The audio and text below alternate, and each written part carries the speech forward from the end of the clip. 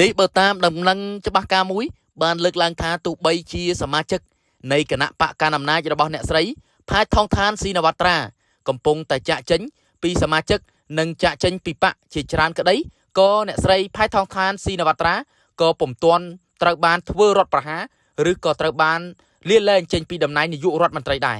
នេះបើយោងតាមការចុះផ្សាយរបស់កាសែតថៃដែលអាចជឿទុកចិត្តបានដែលបានចេញផ្សាយនៅពេលប៉ុន្មាននាទីមុននេះ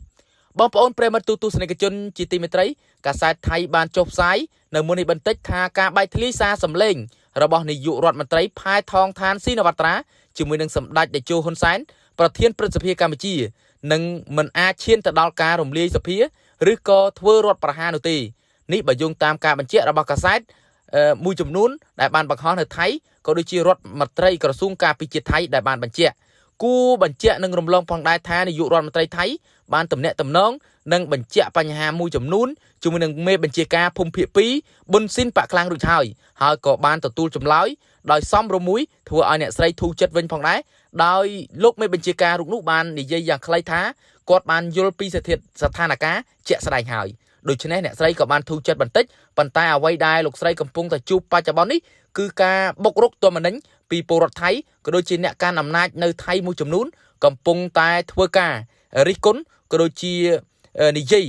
ចំខ្លាំងត្រូវចំណុចមួយចំនួនទៅដល់អ្នកស្រីហើយអ្នកខ្លះទៀតឈានទៅដល់ការស្នើសុំឲ្យលោកស្រីលាលែងចេញពីតំណែងទោះបីជាគណៈនេះក្តីក៏ពុំមានការកើតឡើងនៅរដ្ឋប្រហារនៅឯប្រទេសថៃដែរនេះបើយោងតាមការបញ្ជាក់ពីកាសែតថៃបានបញ្ជាក់នៅពេលប្រហែលនាទីមុននេះប្រិមត្តបានជ្រាបហើយតេតិនជាមួយនឹងរឿងរ៉ាវរបស់អ្នកស្រីផែនថងឋានស៊ីនវត្រាដែលត្រូវជានាយករដ្ឋមន្ត្រីនៃប្រទេសថៃហើយឥឡូវនេះត្រូវបានសមាជិកនៃ